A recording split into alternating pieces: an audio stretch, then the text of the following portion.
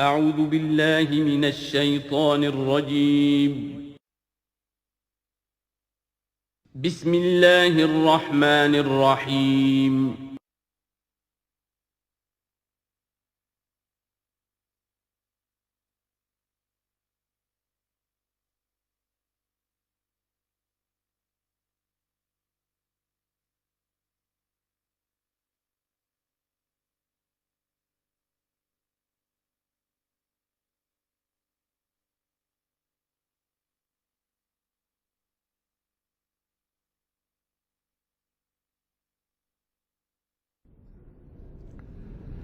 بسم اللہ اولہ و آخرہ۔ پچھلی نشست میں جو گفتگو چل رہی تھی وہ فہم قرآن کے ضمن میں کچھ بنیادی اصول کہ جنہیں اگر پیش نظر رکھا جائے تو سہولت ہو جائے قرآن کے سمجھنے میں۔ 5 چیزیں بیان ہو چکی تھیں۔ نمبر 1، قرآن کا اسلوب استدلال منطقی نہیں ہے، فطری ہے، نیچرل اور خطابی ہے، انسان کو خود غور و فکر کرنے اور اپنے اندر جھانکنے کی دعوت دیتا ہے قرآن۔ ثانیاً، قرآن مجید کی آیات میں تقسیم ہے، محکمات اور متشابہات، اور سورہ آل عمران میں جہاں اس کا ذکر ہے فرما دیا گیا ہے کہ اہل ایمان کا شیوہ یہ ہونا چاہیے کہ وہ محکمات پر اپنی توجہ کو مرکوز رکھیں اور متشابہات کے بارے میں اجمالی طور پر یقین رکھیں کہ اللہ کی طرف سے ہے، یقیناً حق ہے، چاہے وہ ہماری سمجھ میں آئی ہے یا نہیں آئی۔ لیکن اس میں جو ایک براڈ تقسیم ہے وہ یہ کہ آیات الاحکام سب کی سب محکمات ہیں، مستقل، اور عالم غیب، عالم آخرہ، عالم برزخ، عالم ارواح، عالم ملائکہ، اس کے تمام امور مستقل طور پر متشابہات میں سے ہے۔ البتہ ایک تیسری کیٹیگری ہے کہ جو سائنٹیفک فینومینا کے ضمن میں ہو سکتا ہے کہ ایک شے آج متشابہات میں ہو، کل وہ محکمات میں داخل ہو جائے، جبکہ انسانی علم جو ہے وہاں تک پہنچ جائے اور اس کا ادراک کر سکے۔ نمبر 3، تفسیر زیادہ تر لفظی طور پر اور نحو اور صرف سے بحث کرتی ہے، تعویل کا مقصد ہے اصل مدلول تک پہنچنے کی کوشش کرنا۔ نمبر 4، تعویل میں عام اور خاص کانٹیکسٹ میں، زمان و مکان کے خاص کانٹیکسٹ میں جب قرآن نازل ہوا تو کسی آیت کا کیا اصل مفہوم تھا جو سمجھا گیا، اس میں شان نزول کی روایات کو بھی اہمیت حاصل ہوگی۔ لیکن چونکہ قرآن مجید صرف اس دور کے لیے یا اس علاقے کے لوگوں کے لیے ہدایت نامہ بن کر نہیں آیا تھا، بلکہ پوری نوع انسانی کے لیے تا ابد الآباد، لہذا اسی میں وہ مضمر ہے، اس میں وہ ہدایت مضمر ہے کہ تعویل عام کر کے آیت کے الفاظ، ان کا در و بست اور آیت کا سیاق و سباق اس کے حوالے سے، اور القرآن یفسر بعضہ بعضا کے حوالے سے یقیناً جو ہے اس میں ابدی ہدایت جو مضمر ہے وہ بھی حاصل کی جا سکتی ہے۔ نمبر 5، تذکر اور تدبر کا فرق، یہ دونوں الفاظ قرآن کے ہیں۔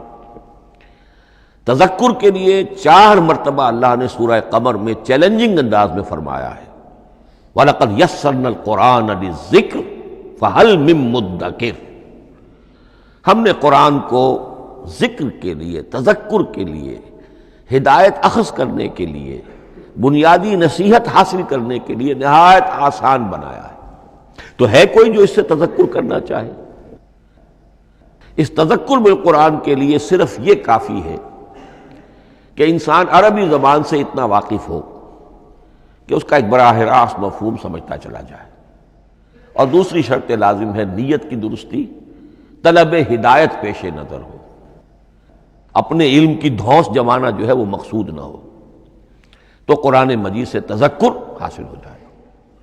تدبر کے اعتبار سے قرآن مجید مشکل ترین کتاب ہے، بلکہ میں نے اس وقت ایک غلط لفظ استعمال کر دیا تھا، دنیا کی مشکل ترین، یہ دنیا کی کتاب ہے ہی نہیں، یہ تو مشکل ترین کتاب ہے، بھائی معنی کہ اللہ تعالیٰ کے علم کامل سے اس کا نزول ہوا ہے، اس علم کا احاطہ کسی انسان کے لیے ممکن نہیں ہے۔ اسی طرح یہ قرآن ایک ایسے سمندر کے مانند ہے جس کا نہ کوئی کنارہ ہے اور نہ ہی اس کی کوئی تہہ ہے۔ اس میں پوری زندگیاں کھپانے کے باوجود بھی افلا یتدبرون القرآن، تدبر، لیدبروا آیاتہ ولیتذکر اولو الالباب، یہ دو اصطلاحات خود قرآن کی ہیں۔ میرا جو کتابچہ ہے مسلمانوں پر قرآن مجید کے حقوق، اس میں نے ان پر تفصیل سے بحث کی۔ نمبر 6، دو اعتبارات سے قرآن مجید پر غور کرنے والے کا ایٹیچیوڈ ایک دوسرے سے بالکل متضاد ہوگا۔ احکام کے حوالے سے ایک طالب علم کا رخ پیچھے کی طرف ہونا چاہیے، اسلاف نے کیا سمجھا، ان سے پہلوں نے کیا سمجھا، ان سے پہلوں نے کیا سمجھا، صحابہ نے کیا سمجھا، یہاں تک کہ اپنے آپ کو محمد الرسول اللہ کے قدموں میں پہنچا دیجیے۔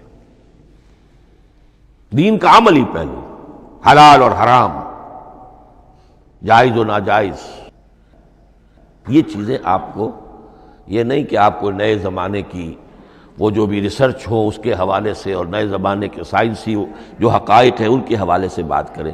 دوڑ پیچھے کی طرف ہے گردش ایام، تو پیچھے سے پیچھے یہاں تک کہ مصطفیٰ برسا خیش را کے دی ہم اوست اگر بہو نہ رسیدی تمام مولا۔ لیکن حکمت، سائنس اس کے حوالے سے آگے بڑھی ہے، آگے سے آگے بڑھی ہے۔ وہ تو میں عرض کر چکا ہوں کہ وہ جو فینومینا قرآن مجید میں سائنٹیفک مذکور ہیں، ان کی اصل حقیقت جو ہے وہ ہمارے اگر اسلاف کو سمجھ میں نہیں آ سکی تو بات سمجھ میں آتی ہے۔ ابھی اس علم کی سطح ہی اتنی کمزور تھی، اتنی نیچی تھی کہ ان کی اس کا ادراک ممکن نہیں تھا۔ اس میں آگے بڑھیے تو اس میں بالکل متضاد ہو گیا کہ ایک میں زمانے کا ساتھ دینے کی بجائے زمانے سے بھی آگے چلو، اور ایک میں پیچھے یہاں تک کہ محمد الرسول اللہ والذین معہ، محمد الرسول اللہ والذین معہ، ان کے قدموں تک اپنے آپ کو پہنچا دو۔ آخری شے فہم قرآن کے ضمن میں، لیکن یہ last but not the least کے مصداق ہے، یہ بات بہت صراحت کے ساتھ مولانا مودودی نے لکھی ہے تفہیم القرآن کے مقدمے میں، اور بہت اہم بات ہے، بہت اہم بات۔ اور وہ یہ ہے کہ قرآن مجید ایک ایسی کتاب نہیں ہے جسے کوئی محقق اور ریسرچ اسکالر اپنی لائبریری میں بیٹھ کر اور ریفرنس بک سامنے رکھ کر ادھر سے ادھر اور سمجھ لے۔ اس کے سمجھنے کی شرط لازم یہ ہے کہ جو یہ راستہ دکھاتا ہے اس پر چلنا شروع کرے۔ ایک ایک قدم کے بعد قرآنی حقائق مزید منکشف ہوں گے، اور مزید منکشف ہوں گے، اور مزید منکشف ہوں گے۔ جب تک قرآن مجید کے بتائے ہوئے راستے پر آدمی چلے گا نہیں، قرآن کی اصل حقیقت اس پر کبھی منکشف نہیں ہوگی۔ چاہے تفسیر لکھ دے، وہ تو لفظوں کی بحث ہے، صرف اور نحو ہے یا روایات ہیں، وہ جمع کر دیجئے۔ لیکن یہ کہ قرآن مجید کا صحیح فہم عمل کے بغیر ممکن ہے۔ جیسے قرآن مجید میں آتا زادتہم ایمانا، ایمان بڑھتا ہے، عمل کے ذریعے سے ایمان بڑھتا ہے۔ میں اس میں ایک شے کا اضافہ کر رہا ہوں۔ میرے نزدیک قرآن مجید مینول آف ریولیوشن، محمد عربی صلی اللہ علیہ وسلم نے ایک عظیم انقلاب برپا کیا دنیا میں، اور ایک انقلابی جد و جہد کی ہے۔ دعوت کے قبول کرنے والوں کو منظم کرنا، ان میں سم و طاعت کی عادت پیدا کرنا، پھر ان میں تن من دھن قربان کرنے کا جذبہ پیدا کرنا، پھر ان کا تزکیہ کرنا، ان کی تربیت، پھر جب وہ تیار ہو جائیں تو باطل سے ٹکر، اور اس میں پھر جہاد اور قتال کے مراحل، تاکہ انقلاب آ گیا، اور یہ کہ جاء الحق وزہق الباطل ان الباطل کان زہوقا۔ اس جد و جہد کے ہر مرحلے پر قرآن نازل ہو رہا ہے، جو اس مرحلے کے جو مسائل ہیں، جو اس مرحلے کے پرابلمز ہیں، جو اس مرحلے کی مشکلات ہیں، ان سے بحث کر رہا ہے۔ اب اگر کوئی فرد یا کوئی گروہ اس پروسیس میں وہ داخل ہی نہیں، وہ سمجھ ہی نہیں سکتا کہ یہ جو بات کہی جا رہی ہے اس کا اصل محل کیا ہے، مقام کیا ہے، کیوں کہی جا رہی ہے۔ وہ تو جب اسی قسم کی انقلابی جد و جہد میں کوئی خود مبتلا ہوگا تو اسے معلوم ہوگا کہ یہ تھی وہ مشکل، یا یہ تھا وہ مسئلہ، یا یہ تھا وہ مرحلہ جو اس وقت کی جو جد و جہد تھی محمد الرسول اللہ والذین معہ کی، کہ اس وقت یہ آیات نازل ہوئی۔ اس طریقے سے مینول آف ریولوشن میں کہا کرتا ہوں، چونکہ ہماری جو طب کی تعلیم ہوتی ہے ان میں مینول آف ڈسیکشن سب سے پہلے جو ہے اناٹمی پڑھائی جاتی ہے، اور ڈیڈ باڈی کی ڈسیکشن ہوتی ہے، تو مینول آف ڈسیکشن جو ہے وہ پہلی کتاب ہوتی ہے جو ہمیں ملتی ہے۔ یہ ہوتا ہے، بتایا جاتا ہے یہاں ذرا شکاف دو اور یہ کھال کو کاٹو، اس کے اندر تمہیں یہ نظر آئے گا، یہ فیشیا ہے، پھر اسے اس کے اندر ایک اور شگاف دو، یہ نظر آئے گا۔ بالکل اسی طریقے سے قرآن مجید کی انگلی پکڑ کر اگر آپ چلیں گے تو پھر درجہ بدرجہ قرآن آپ پر منکشف ہوتا چلا جائے گا۔ اور اگر آپ نے اسے صرف ایک اکیڈمک ایکسرسائز بنا لیا، ایک علمی بات ہے، اس سے آگے کچھ نہیں، تو قرآن مجید کا جو اصل لب لباب ہے، جو اصل اس کا جوہر ہے، وہ کبھی منکشف نہیں ہوگا۔ اب آئیے ایک اہم موضوع، اعجاز قرآن کے وجوہ کیا ہیں۔ پہلی بات تو یہ سمجھ لیجئے کہ قرآن مجید کی حقانیت پر بنیادی طور پر دو قسم کی دلیلیں ہیں۔ ایک دلیل خارجی ہے، خارجی دلیل محمد الرسول اللہ صلی اللہ علیہ وسلم کی شخصیت اور آپ کا کارنامہ، الصادق الامین، قد لبثت فیکم عمرا، میں تمہارے مابین ایک عمر گزار چکا ہوں، تم نے مجھے دیکھا، میرا کردار دیکھا، تم نے خود مجھے الصادق اور الامین کا جو ہے خطاب دیا، تو خود حضور کی شخصیت دلیل ہے قرآن مجید کی حقانیت پر۔ اس اعتبار سے ایک مضمون بہت اہم ہے، اور وہ یہ کہ قرآن اور محمد صلی اللہ علیہ وسلم اس طرح ایک دوسرے کے ساتھ جڑے ہوئے ہیں، گتھے ہوئے ہیں، ایک وحدت بن گئے ہیں، ایک آرگینک ہول بن گئے ہیں، کہ ایک دوسرے کے لیے شاہد بھی ہے اور ایک دوسرے کے لیے کمپلیمنٹری بھی ہے، جس کے لیے میں دو مقامات سے استشہاد کروں گا۔ سورہ بینہ میں فرمایا لم یکن الذین کفروا من اہل الکتاب والمشرکین منفکین حتی تأتیہم البینہ، اہل کتاب میں سے اور کفار میں سے، مشرکین میں سے جو لوگ جنہوں نے کہ کفر کیا تھا، وہ علیحدہ نہیں کیے جا سکتے تھے جب تک کہ بینہ نہ آ جاتی۔ اب بینہ کیا ہے؟ رسول من اللہ یتلو صحفا مطہرۃ فیہا کتب قیمہ، بینہ دو چیزوں سے مل کر بنی، رسول من اللہ یتلو صحفا مطہرۃ فیہا کتب قیمہ، رسول اور قرآن مل کر بینہ ہے، رسول کی شخصیت بین ہے، اور یہ قرآن مجید کے لیے دلیل ہے۔ دوسری طرف قرآن مجید محمد کی رسالت کا ثبوت ہے، جیسے کہ آپ دیکھتے ہیں یاسین والقرآن الحکیم انک لمن المرسلین، والقرآن الحکیم، قسم ہے اس قرآن حکیم کی، یعنی یہ قرآن حکیم گواہ ہے، شاہد عادل ہے کہ اے محمد آپ اللہ کے رسول ہیں۔ محمد کی شخصیت، حقانیت قرآن پر دلیل، قرآن محمد کی رسالت پر دلیل، ایک دوسرے کے شاہد۔ دوسرا مقام سورہ طلاق کا ہے، قد انزل الیکم ذکرا، دیکھو لوگو اللہ نے تمہارے لیے یاد دہانی ذکر نازل کر دیا ہے۔ وہ یاد دہانی کیا ہے؟ رسولا یتلو علیکم آیات اللہ مبینات، اللہ کا ایک رسول جو تمہیں پڑھ کر سنا رہا ہے اللہ کی آیات بینات۔ یہ دونوں چیزیں مل کر بینہ بنا، دونوں چیزیں مل کر ذکرا بنا۔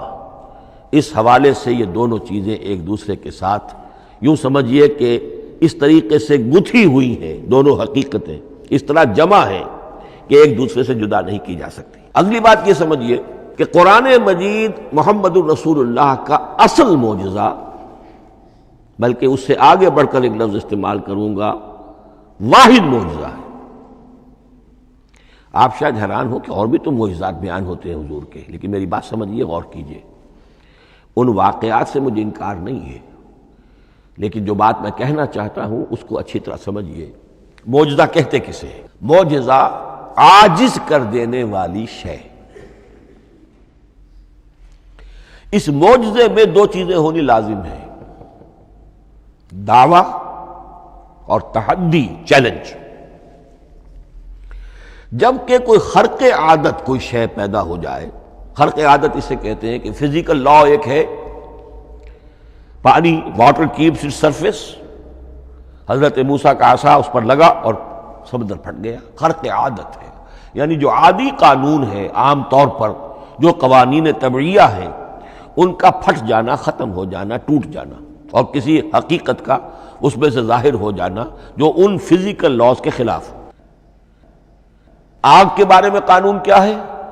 وہ جلاتی ہے، لیکن یہ کہ یہ معجزہ ہے، یہ خرق عادت ہے کہ حضرت ابراہیم آگ میں ڈالے گئے، اس نے نہیں جلایا، یا نارو کونی بردن و سلام علی ابراہیم۔ تو خرق عادت کو اب دو قسموں میں آپ سمجھیے۔ ایک خرق عادت وہ ہے جو دعوے کے ساتھ پیش کیا جائے، اپنی صداقت، اپنی رسالت کی حقانیت اور صداقت کے ثبوت کے طور پر، اور اس میں چیلنج کیا جائے کہ آؤ مقابلہ کر لو۔ وہ اس رسول کا اصل معجزہ ہوتا ہے۔ ایک خرق عادت وہ ہے جو اللہ تعالیٰ اپنے نیک بندوں کی بزرگی کو ظاہر کرنے کے لیے، غیر انبیاء کے لیے بھی کرامات جنہیں ہم کہتے ہیں ہو جاتی ہے۔ بہت سے صحابہ سے وہ کرامات ثابت ہیں۔ حضرت عمر رضی اللہ تعالی عنہ کو شام کا میدان جنگ دکھا دیا گیا، یا ساریۃ الی الجبل کے الفاظ آپ نے فرمائے۔ ابھی تو ٹیلی ویژن کہیں نہیں تھا، ابھی یہ سارے وسائل و ذرائع موجود نہیں تھے، یہ خرق عادت ہے۔ غیر نبی کے لیے اسے ہم کہیں گے کہ یہ کرامات ہے۔ نبی کے لیے لفظ معجزہ اختیار کر لیا جاتا ہے، لیکن معجزہ اس کو نہیں کہنا چاہیے، اصل میں یہ بھی نبی کے لیے کرامات کے درجے کی شے ہے جو اس سے بلند ہے۔ معجزہ وہ ہے جسے کوئی نبی دلیل کے طور پر پیش کرے اور اس پر چیلنج کرے کہ آؤ اور مقابلہ کرو۔ مثلا حضرت موسیٰ علیہ السلام کو دو معجزے دیے گئے، اور اس میں سے جو سانپ بن جانا تھا لاٹھی کا، وہ معجزہ ہے جس پر چیلنج بھی آیا اور ساحروں سے مقابلہ بھی کیا، اور ساحر شکست کھا گئے، عاجز آ گئے۔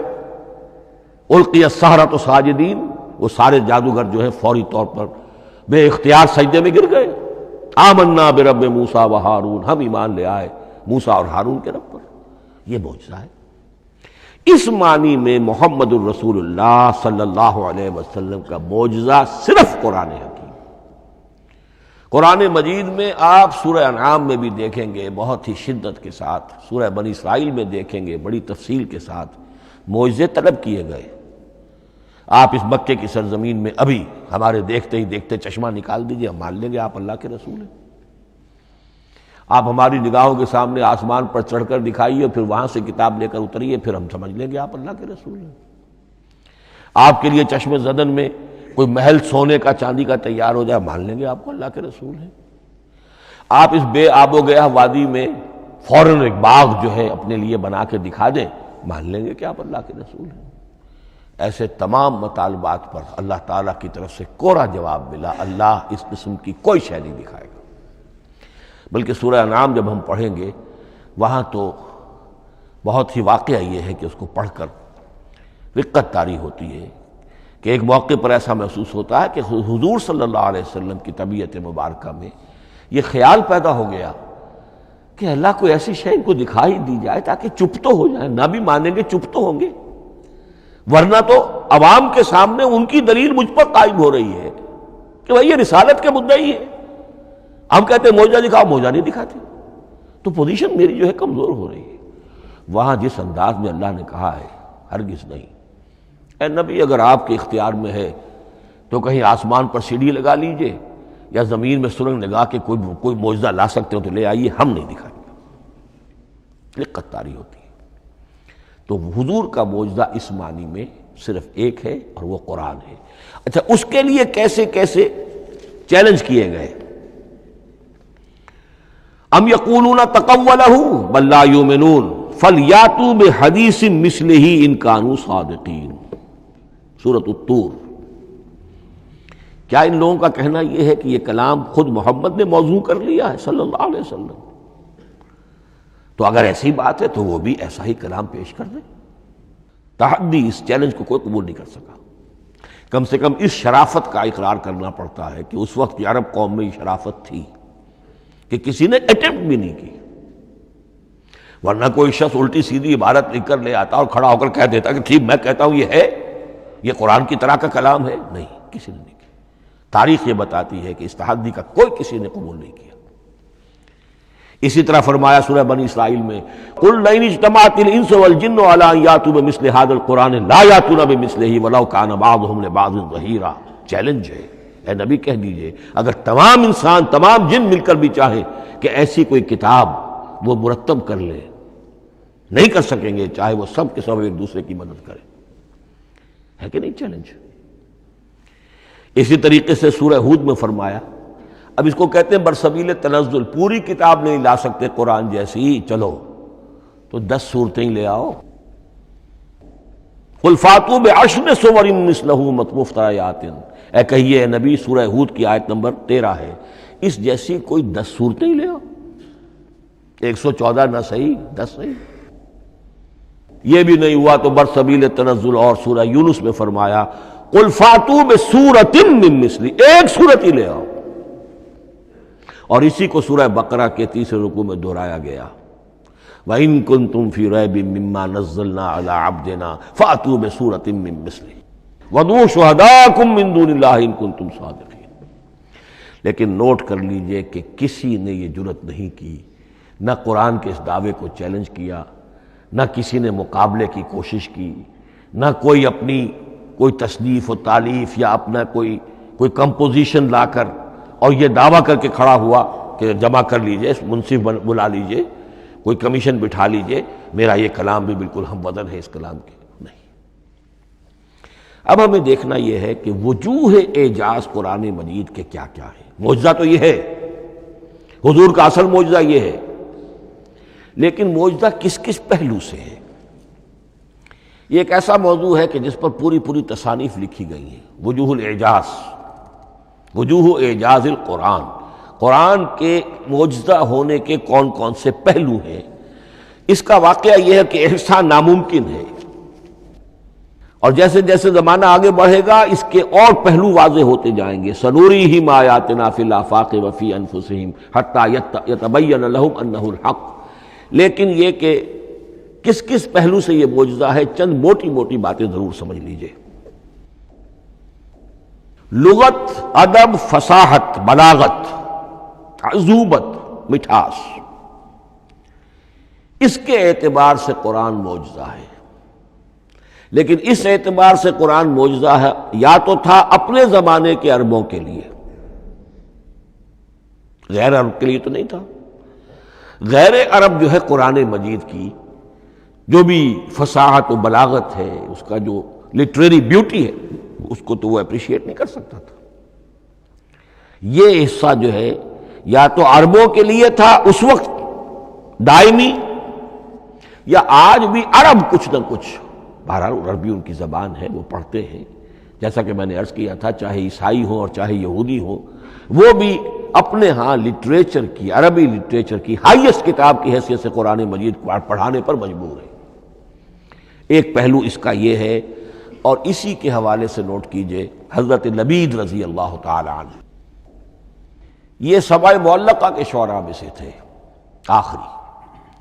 عربوں میں چونکہ اس کا بڑا چرچا تھا شاعری کا، تو ان کا جو سالانہ جشن ایک ہوتا تھا، اس میں وہ بہت بڑے بڑے شعراء سب جمع ہوتے تھے، اپنے اپنے قصیدے پڑھتے تھے، اور جس کا قصیدہ سمجھا جاتا تھا کہ سب سے اعلیٰ ہے، سب سے بلند ہے، سب سے عمدہ ہے، اب اسے اس سال کے لیے وہ گویا کہ ملک الشعراء اس کو مانا جاتا تھا کہ یہ شاعروں کا بادشاہ ہے، اور تمام شاعر اسے سجدہ کرتے تھے بالفعل۔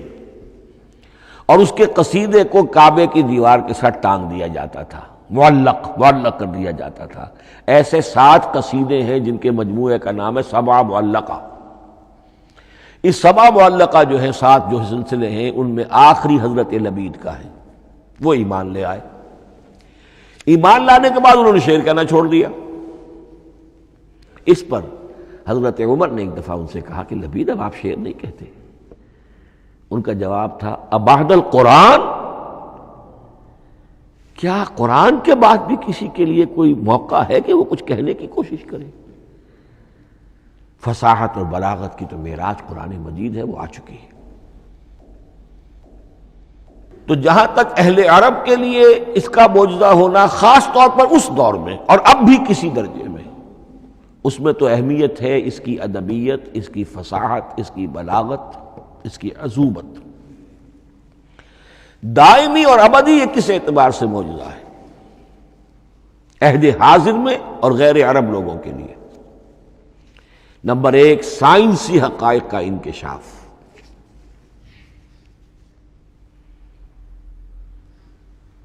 جس طریقے سے کہ یہ سائنسی حقائق منکشف ہوتے چلے جا رہے ہیں ابدی طور پر، میں ڈاکٹر مورس بکائی کا حوالہ دے چکا ہوں اور پروفیسر ڈاکٹر کیتھل مور کا حوالہ دے چکا ہوں، ان کو ذہن میں رکھیے۔ سنریہم آیاتنا فی الآفاق وفی انفسہم حتی یتبین لہم انہ الحق۔ نمبر 2، حضور کا وہ کارنامہ کہ آپ نے ایک عظیم انقلاب برپا کر کے دکھایا اور وہ نظام قائم کر کے دکھایا کہ جس سے بہتر، جس سے عادلانہ، جس سے زیادہ منصفانہ کوئی نظام دنیا میں نہ آج تک قائم ہوا ہے اور نہ اس کی کوئی دوسری نظیر پیش کی جا سکتی۔ یہ ہے سب سے بڑا معجزہ، اور معجزہ ہوا قرآن سے۔ اتر کر حرا سے سوئے قوم آیا اور ایک نسخہ کیمیا ساتھ لایا۔ یہ سارا معجزہ، جیسا کہ میں نے شروع میں عرض کیا ہے، محمد اور قرآن دونوں مل کر بینہ بھی ہے تو رسول من اللہ یتلو صحفا مطہرۃ فیہا کتب قیمہ، اور قد انزل الیکم ذکرا رسولا یتلو علیکم آیات اللہ المبینات۔ یہ معجزہ جو ہے جس کے حوالے سے دنیا میں بڑی بڑی شخصیات نے شہادت دی۔ ایم این رائے اس صدی کا ایک بہت بڑا انقلابی شخص، کمیونسٹ انٹرنیشنل کا رکن، اس صدی کی ابتدا میں جو شورا تھا، جو غلغلہ تھا، جو ولولہ تھا بولشوک ریولوشن کا، اور جو دنیا کے اندر ایک دھوم مچ گئی تھی، اس کو ذہن میں رکھیے۔ اور اس میں کمیونسٹ انٹرنیشنل کا رکن ایم این رائے، 1920 میں اس نے لاہور میں ایک خطبہ دیا تھا، ہسٹوریکل رول آف اسلام، اور اس نے کہا تھا تاریخ انسانی کا عظیم ترین انقلاب وہ ہے کہ جو محمد نے برپا کیا صلی اللہ علیہ وسلم۔ آج بھی یہ کتاب بھارت میں چھپتی ہے، بامبے کا ایک پبلشر شائع کرتا ہے، historical role of Islam by M N Roy. پھر آگے چلیے، ایچ جی ویلز اگرچہ انتہائی رقیق حملے کرتا ہے حضور کی زندگی کے بعض پہلوؤں پر، جیسے رشدی نے کیے ہیں یا جیسے تسلیمہ نسرین ایک بنگالی خاتون نے کیے ہیں، اسی طرح کے حملے کیے اس نے بھی۔ اور یہ اس لیے بتا رہا ہوں کہ یہ اسٹیبلش ہو جائے کہ وہ دوست نہیں ہے، دشمن ہے۔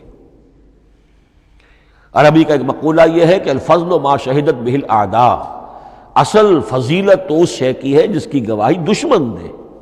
دوست تو تعریف کریں گے، قابل تعریف شے کی بھی تعریف کریں گے، بڑھ چڑھ کر کریں گے۔ یہ بھی ہو سکتا ہے کسی قابل مذمت شے کی بھی تعریف کر بیٹھے، دوست تو ہوئے۔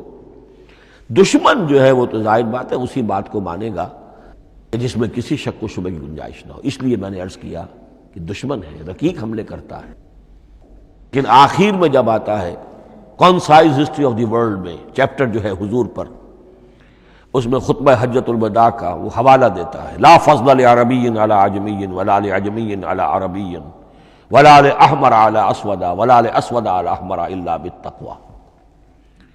اور پھر لکھتا ہے کہ اگرچہ انسانی حریت و اخوت و مساوات کے واز تو پہلے بھی بہت کہے گئے تھے، یہاں تک کہ مسیح ناصری حضرت عیسیٰ علیہ السلام کے ہاں بھی ہمیں بڑے واعظ ملتے ہیں، لیکن یہ ماننا پڑتا ہے کہ تاریخ انسانی میں پہلی مرتبہ ان اصولوں پر ایک انسانی معاشرہ قائم کر کے دکھایا محمد نے صلی اللہ علیہ وسلم.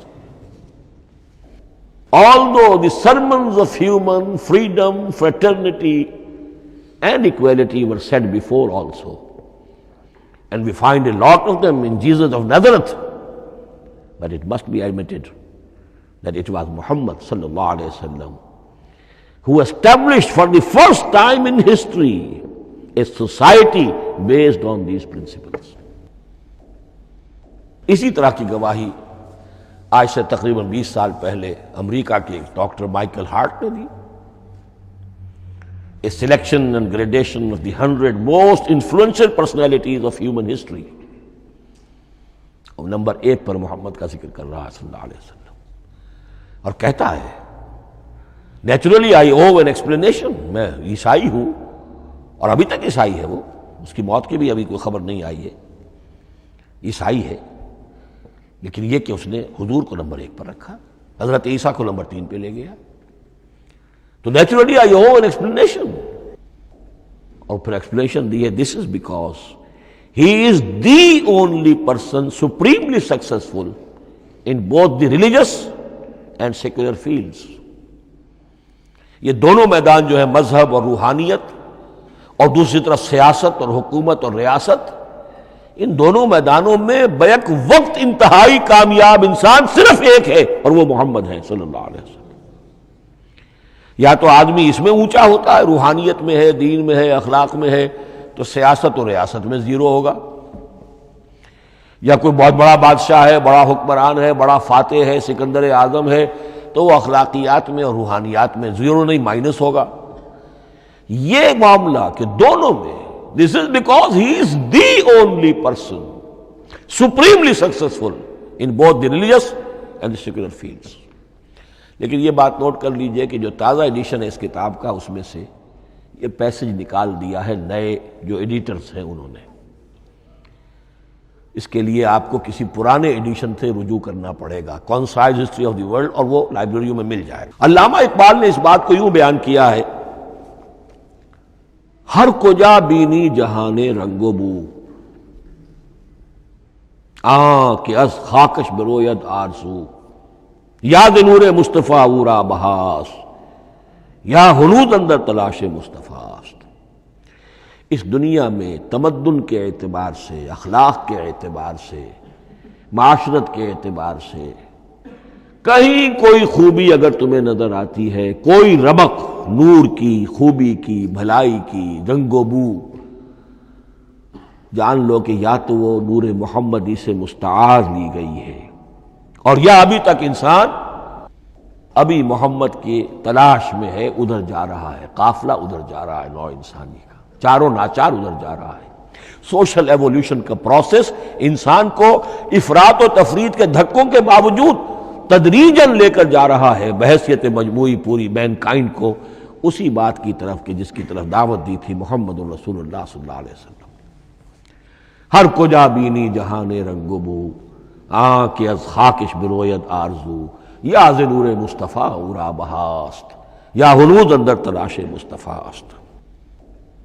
اسی اعتبار سے میں ایک بات اور کہہ رہا ہوں، اس پہلو سے واقعہ یہ ہے کہ میرے نزدیک اس دور میں اعجاز قرآن کی سب سے بڑی نمائندہ شخصیت، اعجاز قرآن کا سب سے بڑا مظہر علامہ اقبال کی ذات ہے.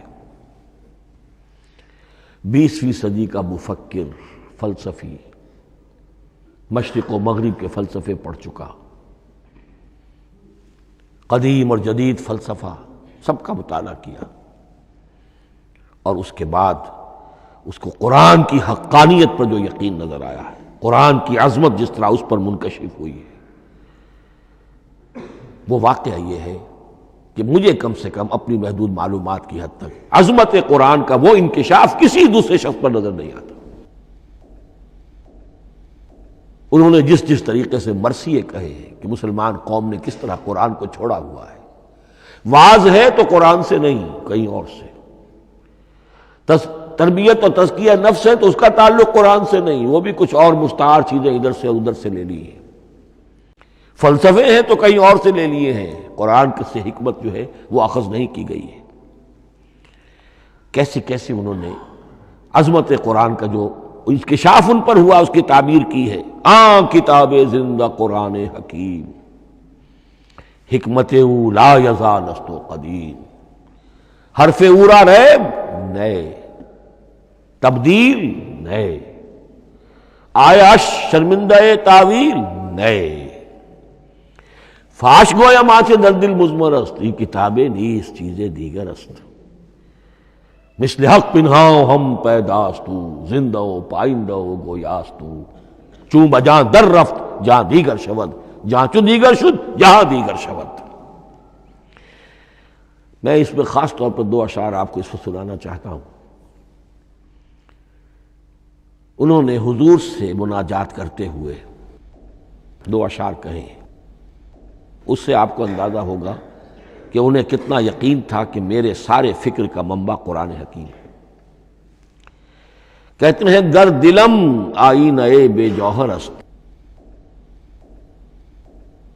اے اللہ کے رسول صلی اللہ علیہ وسلم، اگر میرا دل اس آئینے کے مانند ہے جس میں چمک نہیں ہے، ورب حرفم غیر قرآن مضمر است، اور اگر میرے پیغام میں قرآن کے سوا کوئی شے شامل ہو گئی ہے، قرآن کے سوا کوئی چیز اس میں چھپی ہوئی ہے، مضمر ہے، پردہ ناموس فکرم چاک کن، تو میرے فکر کی ناموس کے دھجیاں بکھیر دیجئے، پردہ ناموس فکرم چاک کن، این خیامہ راز خارم پاک کن، اس شاہراہ کو اس کانٹے سے پاک کر دیجئے، کانٹا میرا، میں کانٹے کے مانند ہوں، پھر اٹھا کر پھینک دیجئے، روز محشر خار و رسوا کن مرا، بے نصیب از بوسہ پاک کن مرا، قیامت کے دن مجھے ذلیل و خوار کیجیے گا اور اپنے قدموں، اپنے پائے مبارک کا بوسہ لینے سے محروم کر دیجیے گا۔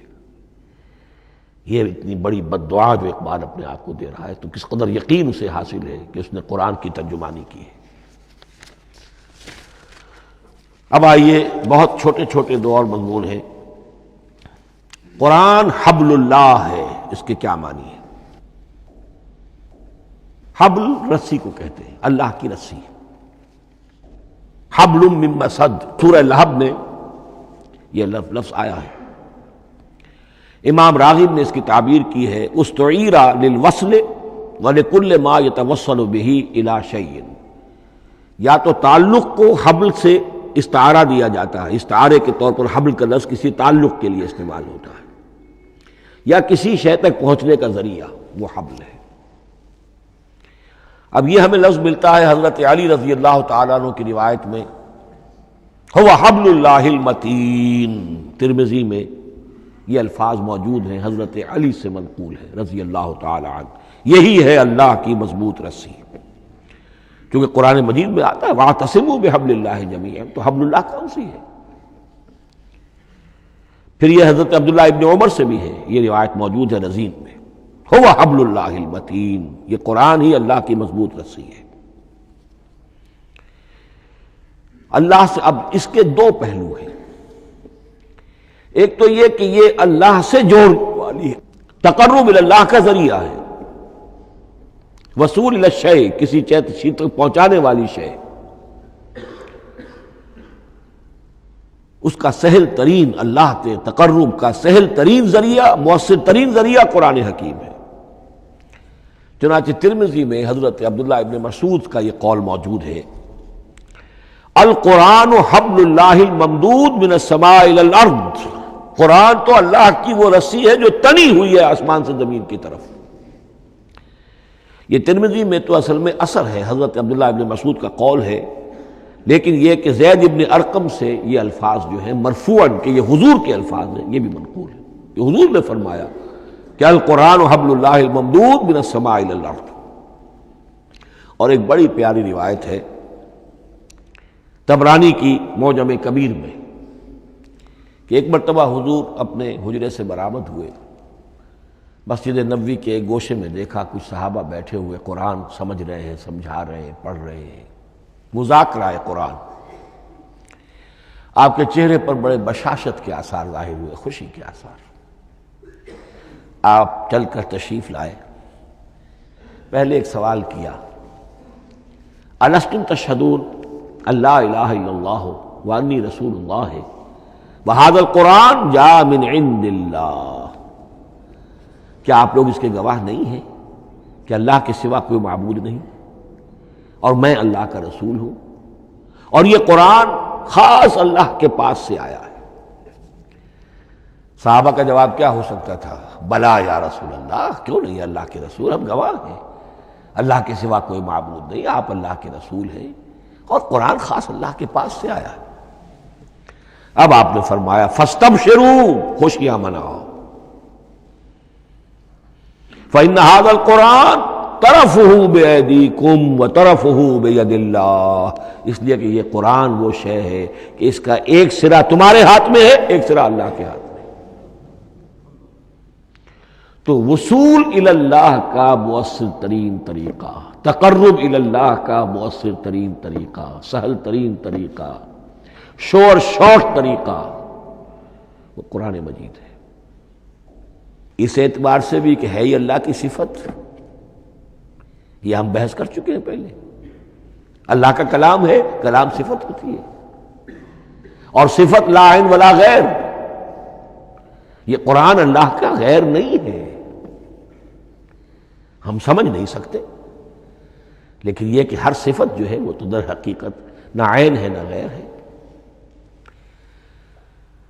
دوسری طرف یہی قرآن جو ہے حبل اللہ اس معنی میں بنتا ہے کہ مسلمانوں کو باہم جوڑنے والی شے،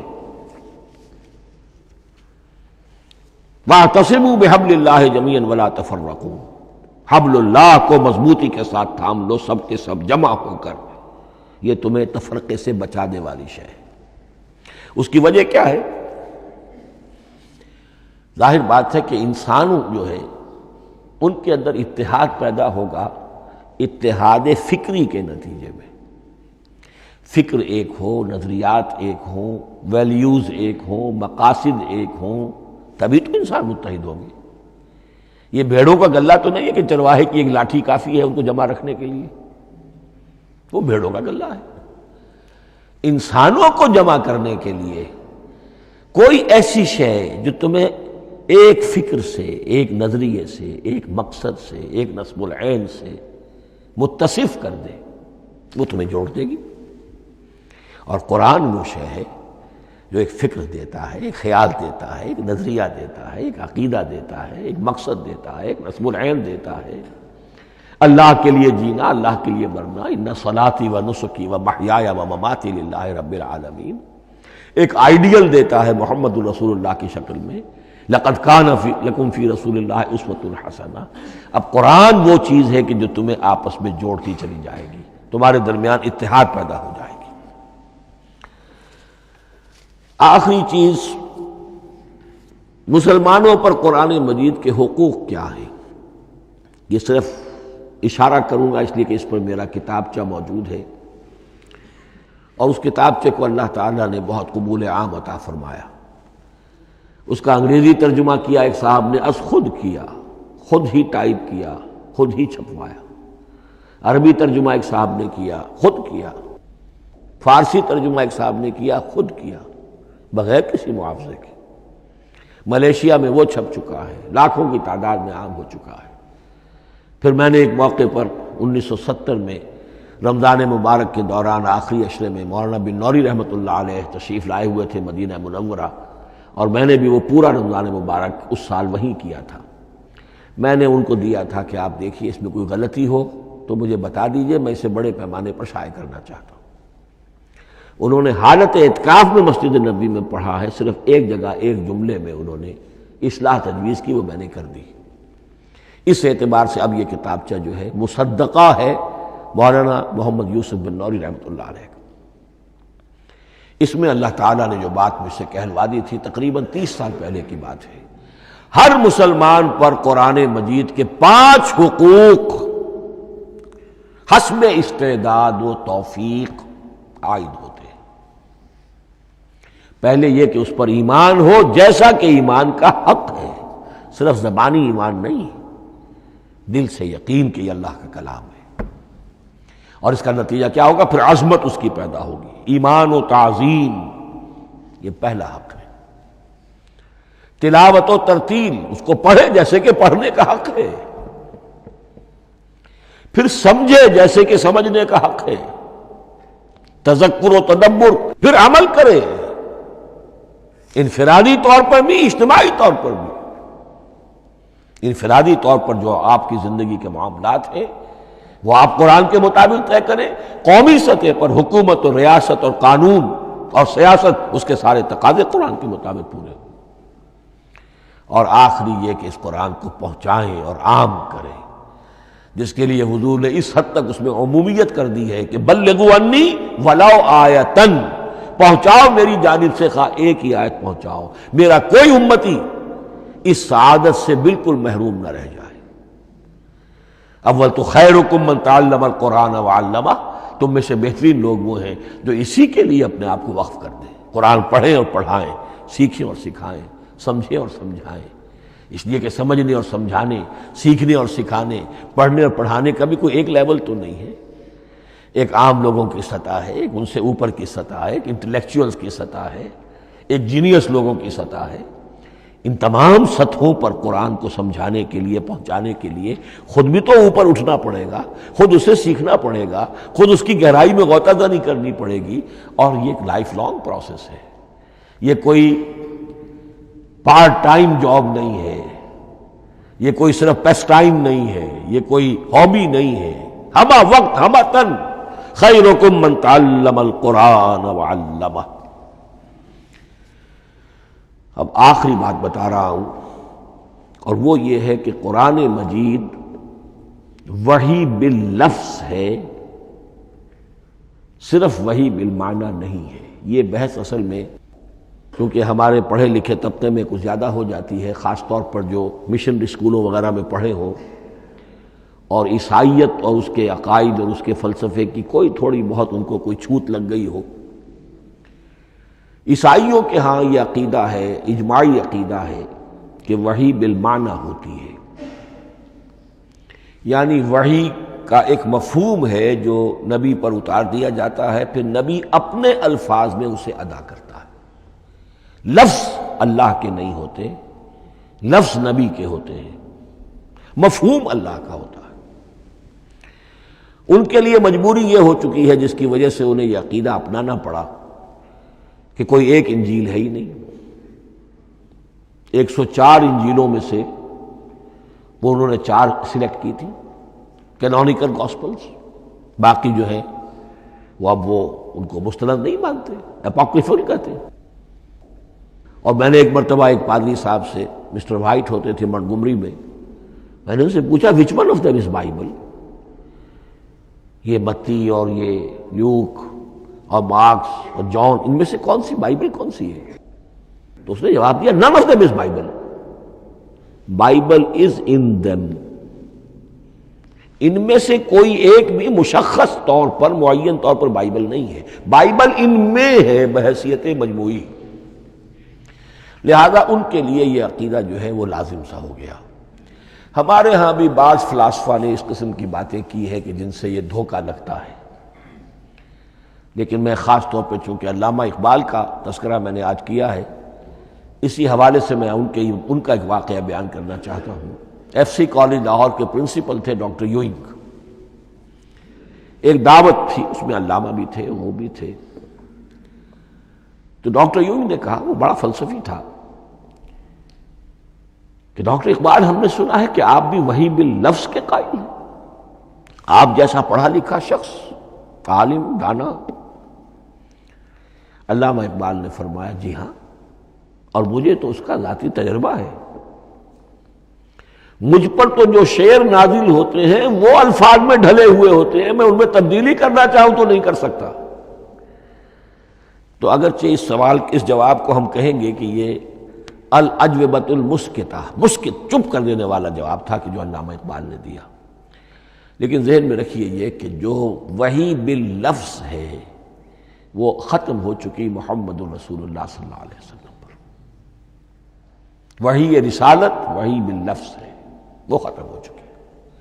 البتہ الہام، کشف، رویا، القاء، یہ وحی بالمعنی ہے، یہ کوئی ایک شے ہے جو دل میں ڈال دی جاتی ہے۔ اس کے دروازے آج بھی کھلے ہوئے ہیں، اور یہ جان لیجئے قرآن مجید کی حقانیت کا جو اصل ثبوت ہے وہ یہ ہے کہ آپ اسے اپنے باطن کے اندر محسوس کریں۔ یہ جو باطنی تجربہ علامہ اقبال نے کہا ہے کہ انسان اپنے باطن میں محسوس کرے کہ ہاں یہ بات ہے، ٹھیک ہے، اس کے لیے کہ علامہ ابن قیم رحمۃ اللہ علیہ کا قول ایسا ہے، بڑا پیارا قول ہے۔ قرآن کے کچھ پڑھنے والے ایسے ہیں جب قرآن کو پڑھتے ہیں تو یوں محسوس کرتے ہیں کہ ہم مصحف سے نہیں پڑھ رہے، لوح قلب سے پڑھ رہے ہیں، ہمارے دل پر لکھا ہوا قرآن موجود ہے، یعنی ہماری فطرت، ہمارے اندر کی کوئی حقیقت ہے جو سرٹیفائی کر رہی ہے، توثیق کر رہی ہے، اٹیسٹ کر رہی ہے کہ ہاں یہ ٹھیک ہے۔ اور اس کی وجہ کیا ہے؟ ہماری روح اور اس قرآن کا منبع وہ ایک ہی ہے، وہ ذات باری تعالیٰ ہے، یہ کلام اللہ ہے، اور ہماری روح امر اللہ۔ یسألونک عن الروح قل الروح من امر ربی وما اوتیتم من العلم الا قلیلا۔ بس میں اسی پر اکتفا کر رہا ہوں۔ اب گمان غالب یہی ہے کہ کل تو تراویح ہوگی انشاءاللہ، اس لیے کہ سنا یہ ہے کہ آج بھی روزہ تھا سعودی عرب میں، تو اب اس سے زیادہ تو تاخیر اب ممکن نہیں ہے، تو کل انشاءاللہ تعالی دورہ ترجمہ قرآن شروع ہو جائے گا۔ بارک اللہ لی ولکم فی القرآن العظیم ونفعنی وإیاکم بالآیات والذکر الحکیم۔